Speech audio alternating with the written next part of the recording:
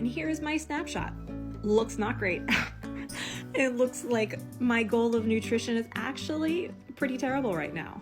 But let's start with the good news. It goes through all of the neutral food and drinks that my hair is finding that I'm not getting any inflammation from, which I was actually really happy to see that gluten was not a cause for me, because a lot of times in people with my sort of ethnicity, Irish ethnicity, gluten can be a very triggering food with celiac disease, but it's not. I was actually surprised at the foods that I do eat a lot that actually, I'll show you in a second, trigger some inflammation. Then they break it down and say, okay, mildly inflammatic foods. And while I don't eat a ton of these things, I just have to kind of be cautious about this. Thank God I'm not a beer drinker, because apparently beer is not a good one for me.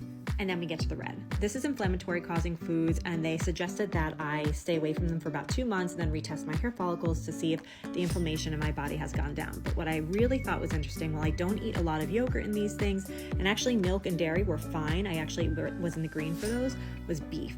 And I have to tell you that I probably had a steak, I have, ground meat, like some sort of a meatball, probably 3 to 4 to 5 times a week. I do eat a lot of beef, which is concerning considering this here. I don't eat veal and I don't eat mutton, so that was not a big issue. But another vegetable that came up as highly inflammatory for me was onions. And I do love onions, so that was not great news.